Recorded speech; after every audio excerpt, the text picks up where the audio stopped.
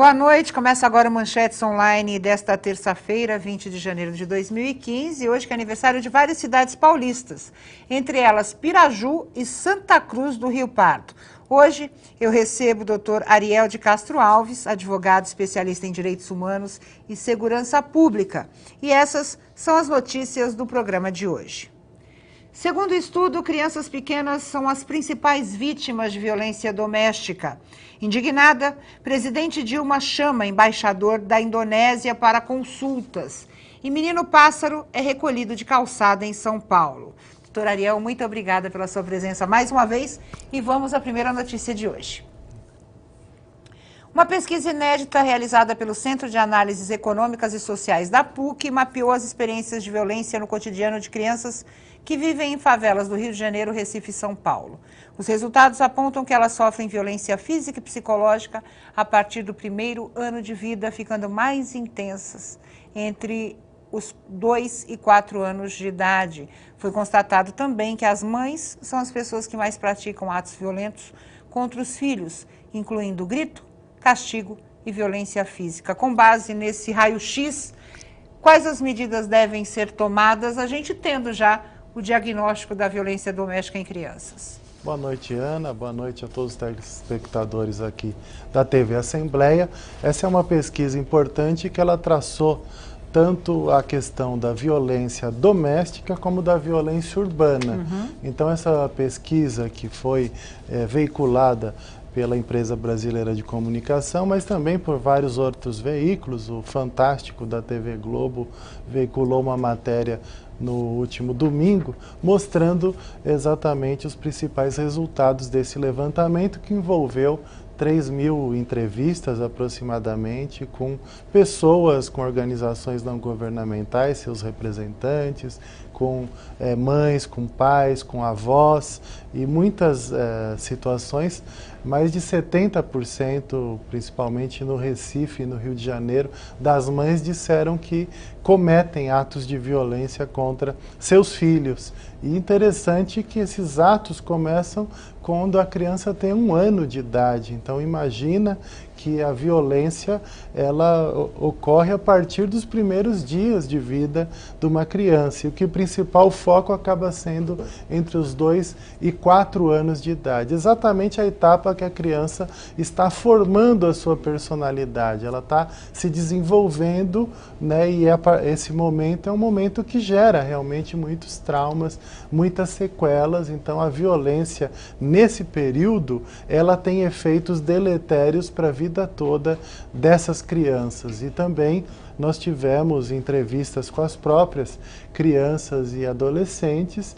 Entre as situações constatadas também é que as crianças nessas comunidades periféricas do Recife, São Paulo, Rio de Janeiro, elas têm medo da polícia. Muitas vezes têm mais medo da polícia do que dos traficantes que andam armados nas regiões onde elas vivem. Então, para elas, polícia, bandido e mocinho é a mesma coisa. Para elas, tanto policiais como traficantes são também criminosos e elas têm medo de sofrer violência por parte tanto da polícia como dos criminosos. Agora, doutor Ariel, essas crianças, né, que vivem essa realidade, serão adultos violentos? Isso comprovadamente? Pode ser, né? Você até pergunta sobre o que deve ser feito a partir de agora. Sim. Então é um mapeamento que ele serve também para outras cidades. Essas 3 regiões foram, 3 capitais foram escolhidas, mas elas são exemplificativas. Se a gente for analisar as outras capitais do país, os índices de violência são muito parecidos. Sim. A pesquisa mostrou que São Paulo tem índices menores. Então, aquelas mães que declaram que cometem violência física e psicológica fica em torno de 60%. Então, bem menos que os mais de 70% do Rio de Janeiro e os 78% do Recife. Então, essa cultura de violência, ela também se mostra muito mais arraigada na região nordeste do país. E claro que essas crianças sendo formadas dessa forma, nessa situação, desse jeito que tem ocorrido com tanta violência, no futuro podem se tornar também pessoas violentas. Muitas dessas mães justificaram que... Foram vítimas de violência também. Que elas já tinham sido vítimas de violência e que elas sabiam que aquilo não ajudava na educação dos filhos, mas que elas cometiam porque era a forma que elas já conheciam desde a experiência de infância delas. Então elas estavam reproduzindo uma cultura que já tinha ocorrido com elas já tinham sofrido violência por parte dos seus pais. Interessante que as avós também cometem violência na mesma proporção das mães, exatamente, nessas regiões mais periféricas. Então a pesquisa também mostrou isso. As avós entrevistadas, mais de 70%, também informavam que batiam nos netos nos períodos que elas ficavam com eles. Então, é um retrato, né, bastante perverso da realidade brasileira e como é que nós estamos formando gerações e gerações de pessoas que serão violentas e que vão estar replicando essa violência. Então, esses dados precisam ser estudados pelos governos para que medidas possam ser tomadas. Nós precisamos de dar apoio psicológico e social a essas famílias. A lei da palmada não mudou nada nisso? A Lei Bernardo, que foi sancionada no ano passado, depois de muitos anos de debate, ela não tem muito caráter de punir. É um caráter mais educativo. Preventivo. E com ela precisavam ser implantados programas de apoio e orientação que infelizmente não estão sendo implementados. Então é um trabalho que tem que ser feito por agentes de saúde, por pediatras nos postos de saúde que devem orientar os pais, por visitas domiciliares de assistentes sociais, pela criação de centros de referência para crianças e adolescentes nos bairros, nessas regiões principalmente mais vulneráveis, para que tenhamos uma equipe multidisciplinar com psicólogos, assistentes sociais, pedagogos, que possam atender essas famílias, que possam orientá-las sobre a melhor forma de cuidar dos seus filhos e também dar apoio psicológico para as crianças que já foram vítimas de violência e que precisam superar esses traumas, essas sequelas da violência urbana. Muitas dessas crianças mostravam que tinham medo de brincar nas ruas, porque as ruas também representavam riscos de vida. Muitas delas já tinham visto colegas que morreram baleados de repente. Testemunharam algum ato de violência. Colegas que foram presos pela polícia ou que apanharam da polícia na frente dela. Os próprios pais delas já chegaram a ser vítimas de violência, tanto por parte de criminosos como por parte de policiais. Então elas se sentem seguras dentro das suas casas, porque geralmente quem deveria proteger é que está cometendo os atos de violência, e fora das casas também. Então ela se sente completamente desprotegida aonde ela esteja, seja na escola, seja na rua, seja dentro de casa. Então a melhor forma é a prevenção para evitar, né, futuros adultos violentos. Vamos falar sobre a notícia da semana, né, doutor Ariel? A execução do brasileiro Mauro Archer, lá na Indonésia. Vamos lá. A presidente Dilma Rousseff está consternada e indignada com a execução do brasileiro Marco Archer, de 53 anos, na tarde de sábado, segundo nota divulgada pelo Palácio do Planalto, e já chamou o embaixador do Brasil na Indonésia para consultas. Doutor Ariel, primeiro, vamos falar sobre a postura da nossa presidente, que foi criticada. Conversávamos nós que ela representa 200 milhões de brasileiros. E, mesmo tendo que respeitar as leis de outros países, nós não temos a pena de morte no Brasil e por isso não a defendemos. Agiu corretamente a presidente Dilma e está agindo no outro caso também? Ela, como uma chefe de Estado de uma nação que tem uma Constituição, como a Constituição de 88, que assinou tratados internacionais contrários à pena de morte, às execuções sumárias, aos tratamentos cruéis, desumanos e degradantes, ela está manifestando a posição oficial de acordo com as leis brasileiras, contrária a qualquer forma de pena de morte, ainda mais uma pena de morte onde a pessoa é fuzilada. Então é um dos tipos de pena de morte mais primitivos que existem, diferente dos estados americanos que aplicam injeção letal, então formas que são menos brutais de pena de morte, como esse caso da Indonésia. É importante que a pena de morte ela tem sido abolida de boa parte dos países. Antes, nós tínhamos 1/3 dos países do mundo aplicando a pena de morte. Hoje quantos são? Hoje nós temos em torno de 53 países ainda, de mais de 190 países. Então nós temos ainda um patamar grande, mas aos poucos tem sido reduzido. A maioria hoje dos países que aplicam são da Ásia, são do Oriente e também países árabes. Então os países, a Europa praticamente aboliu em todos os países a pena de morte. Aqui na América Latina também praticamente os países não aplicam. Os Estados Unidos hoje, boa parte dos estados americanos, alguns poucos ainda aplicam, mas boa parte dos estados tem abolido. Várias pesquisas nos Estados Unidos têm mostrado que a pena de morte não reduz os crimes. Várias universidades já demonstraram isso. Tem um último estudo da Universidade de Michigan, que tem impulsionado o fim da pena de morte em vários estados americanos, mostrando que de cada 25 condenações à pena de morte e execuções que são cometidas, pelo menos um dos 25 era inocente.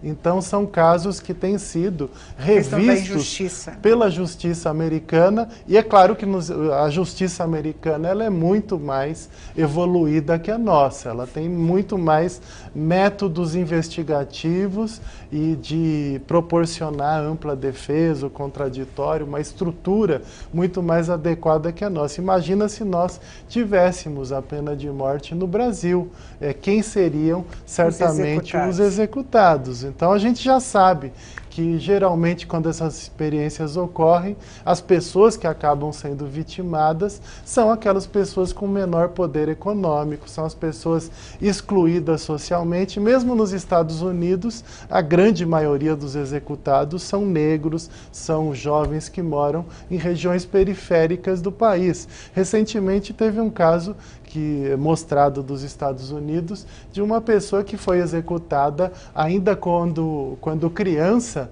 há 40 anos atrás, e agora só que ele foi inocentado. Sim. Então ele, depois de 40 anos que foi executado, a justiça agora inocentou, depois de ter feito novas investigações. Mas no caso do Marco, eu dei uma olhada numa entrevista que ele concedeu na prisão em 2005.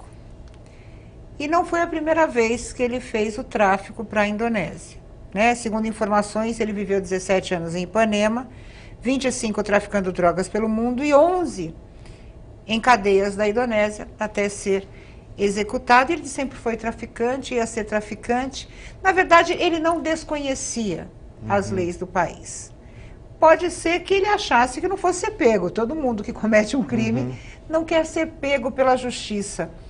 Mas as manifestações que a gente vê nas redes sociais, uns a favor, outros contra, que reflexão a gente faz dessa situação em si, doutor Ariel, na questão do Marco Acha? A gente tem outro brasileiro que fez a mesma coisa, colocou droga em pranchas de surf e também está no corredor da morte, sabendo e conhecendo as leis da Indonésia. Existe um desespero social, um clamor muito forte na área de segurança pública, E essas manifestações, elas mostram isso, como se a Indonésia fosse um bom exemplo. Agora, quem vê as notícias da Indonésia, quem acompanha o que ocorre mais corrupto na Indonésia, que o nosso país, é um país que tem maiores índices de corrupção. Sim. E outra questão são os estupros. os estupros de mulheres na Indonésia praticamente ficam completamente impunes. Não há nenhum tipo de investigação, há um apoio público. Um governador de Jacarta chegou a falar que as mulheres que estavam chamando os estupros porque elas usavam minissaia nos trens e nos ônibus. A gente vive isso aqui também, doutor Ariel, não é diferente, né? Então lá nós temos essa questão muito clara, né? E o estupro no Brasil é crime hediondo e se houver uma investigação, uma apuração, a pessoa é efetivamente condenada a penas razoavelmente duras, quando na Indonésia existe uma conivência geral, por exemplo, com os estupros. Então não serve como um exemplo para o Brasil o caso da Indonésia. Então, certamente, a população aqui no Brasil e muitos setores que se manifestaram, eles não conhecem profundamente. Quando a presidente Dilma chama o embaixador, isso para quem conhece a diplomacia, as relações internacionais, é um ato de que as relações não estão boas com o país. É um ato de repúdio ao regime da Indonésia. Isso pode gerar rompimento de relações econômicas, de outros contatos e com relação aos dois países. De alguma forma, a gente pode esperar, não sei, um desfecho diferente no caso do Rodrigo Goulart, que também está no corredor da morte, ou seja, esse estremecimento de relações Brasil e Indonésia pode levar o presidente da Indonésia a ter uma outra postura no outro caso?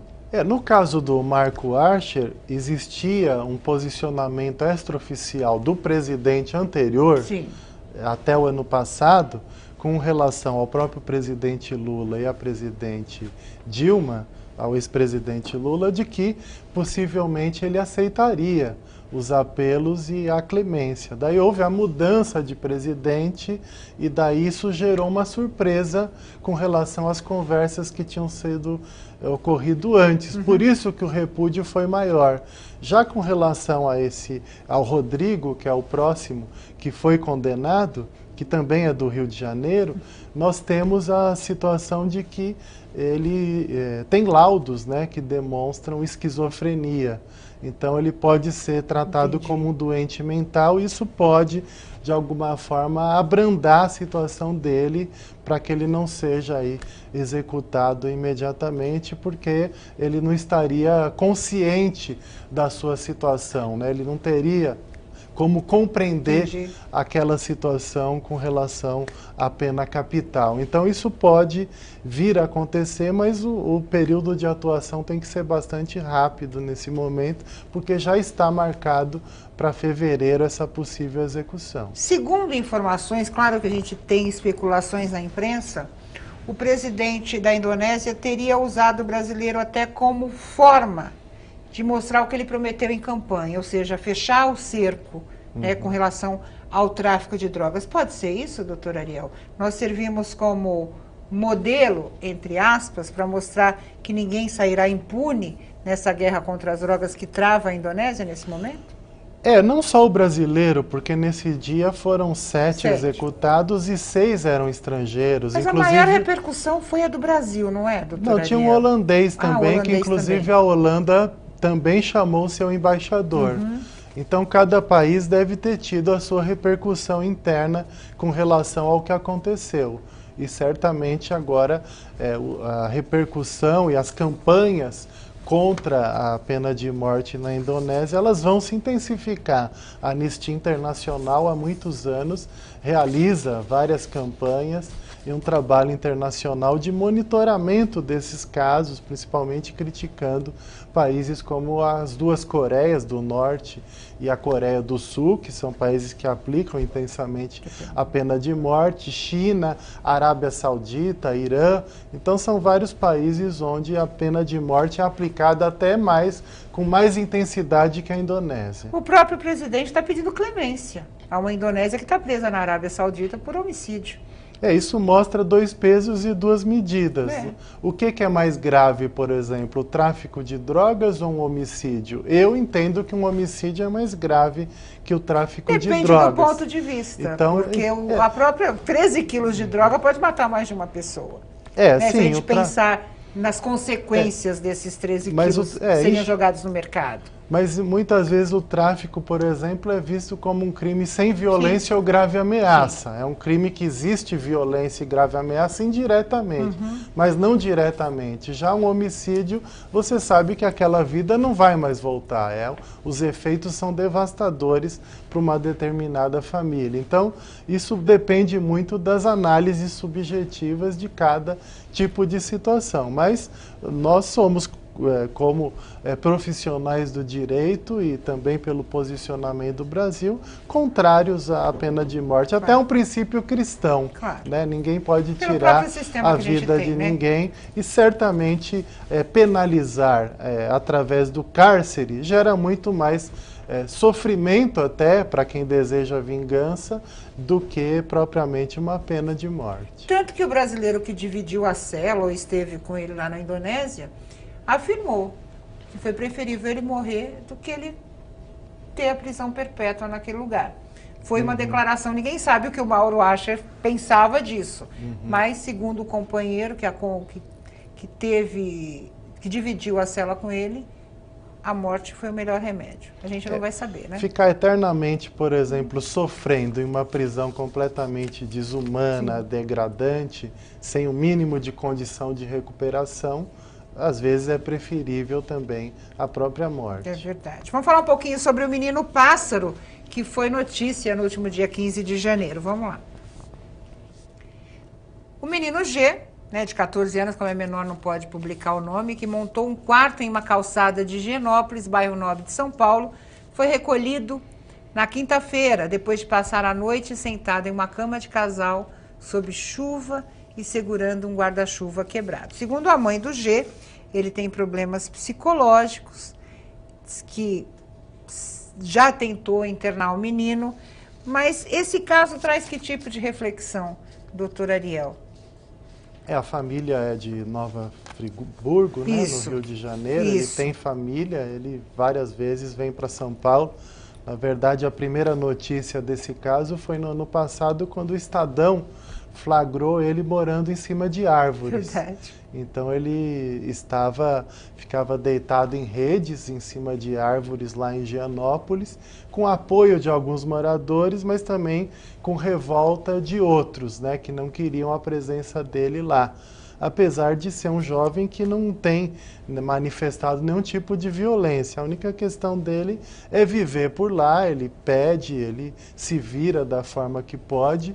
E mais recentemente... Ele não é um menino de rua, né? Ele está na rua, ele quer estar na rua. Então ele já foi tirado umas 4, 5 vezes, ele já saiu de lá, foi para abrigos, mas ele não fica nos abrigos. Ele chegou a ser levado para Nova Friburgo, chegou a voltar novamente com a mãe, também ficou em abrigos lá no Rio de Janeiro, mas ele pega carona com caminhoneiros de ônibus e sempre volta para São Paulo para o mesmo lugar, para Higienópolis. Ele de alguma forma se sente acolhido por algumas pessoas nessa região. Aparentemente, os técnicos, os profissionais que conversaram com ele, dizem que ele tem um certo retardo mental, que ele precisaria de um apoio psiquiátrico, psicológico, diante das suas situações. Mas esse caso é exemplificativo da situação de milhares aí de crianças e adolescentes que vivem nas ruas. Temos uma pesquisa... Não tem para onde ir, né, doutor Ariel? Sim, isso é uma situação lastimável, né? Só em São Paulo são em torno de 2.000 crianças vivendo nas ruas. Uma pesquisa de 2012... Só crianças? De crianças, do Conselho Nacional da Criança e do Adolescente. Os pesquisadores foram principalmente nas capitais e nas cidades com mais de 300 mil habitantes. Foram encontradas 24.000 crianças vivendo nas ruas, sendo que em São Paulo 2.000, o Rio de Janeiro também com índices muito parecidos. Então isso mostra todo um drama que existe com relação ao atendimento dessas crianças e adolescentes. Há muitas vezes abrigos inadequados para que elas possam ficar, a falta de um atendimento psiquiátrico, psicológico, do restabelecimento de vínculos com os familiares delas e a necessidade de termos profissionais que façam a abordagem dessas crianças nas ruas. Nós quase não vemos profissionais fazendo esse trabalho. Geralmente algum morador, alguma pessoa que ajuda, que colabora, que faz doações, que às vezes não é o melhor caminho, porque as doações ou dar dinheiro para quem está no farol, ou pior, comprar né? bala de criança pela cidade, você perpetua aquela situação também de exploração do trabalho infantil. É só ver a Cracolândia, doutor Ariel, né? Fizeram um auê, olha que não existe mais Cracolândia, foi pulverizado uma época, mas voltou tudo para a mesma região. E o que a gente vê de crianças e adolescentes naquele lugar é algo impressionante. Se a gente vê, né, algo visível à sociedade, nós questionamos exatamente a falta de ação das autoridades nesse ponto. As autoridades acabam não se entendendo, não há uma integração, né? Cada um quer mostrar o seu trabalho, mas um trabalho individualizado. A prefeitura quer mostrar o seu trabalho, não se entende com o Estado. O Estado quer fazer um trabalho de uma forma e também não se entende com a prefeitura, né? O Estado começou fazendo de forma repressiva, colocando a tropa de choque na Cracolândia, expulsando as pessoas, e no dia seguinte elas voltavam, não adiantou nada. Daí a prefeitura foi com um novo programa social, mas que foi um erro também porque tentou tratar as pessoas lá dentro. Não tinha como tratar as pessoas lá dentro com a droga circulando em volta delas. Então, mesmo que tenham colocado em hotéis, em quartos, com uma dignidade maior, mas você precisa retirar aquelas pessoas daquele local onde existe uma oferta muito grande de drogas. Então, por que não levar para regiões mais propícias, seja regiões de campo, regiões rurais, para que essas pessoas possam ficar sem a proximidade com a droga, sendo tratadas por profissionais da saúde, com apoio social. Inclusive, o Estadão chegou a mostrar a situação de crianças que estavam vivendo nesses hotéis da Cracolândia, em condições completamente desumanas, em meio de ratos, baratas, em meio de drogas, vendo seus pais usando drogas. Então também o programa da prefeitura acabou não dando certo. Agora Estado e prefeitura precisam se unir e pensar numa nova metodologia de atuação. No Brasil a gente tem algum modelo de atendimento nesse sentido? Ainda não temos nenhum modelo de atendimento. Até hoje, principalmente na questão do crack, nós não conseguimos ainda ter os resultados efetivos em nenhum tipo de trabalho. Nós temos algumas experiências importantes, até em São Bernardo se começou o trabalho dos consultórios de rua, que são equipes de saúde que vão atrás dos usuários de crack para que eles possam aí ser atendidos na própria rua e depois se reaproximarem dos programas de atendimento da rede de saúde. Mas são trabalhos a médio e longo prazo e de difícil também ter resultados assim práticos a curto prazo. A gente tem uma frente parlamentar aqui de enfrentamento às drogas e ao crack, e fizeram uma pesquisa nos municípios do estado de São Paulo, e principalmente a grande carência desses municípios é um programa dirigido, e dinheiro, claro, recurso para fazer um programa que funcione e traga resultados. Quem sabe, né? Haja aí com esse raio-x se possa desenvolver algum programa estadual. Doutor Ariel, muito obrigada pela sua presença. E eu espero terça-feira que vem, tá bom? Manchetes Online vai ficando por aqui. Nós temos um encontro amanhã e eu espero por você.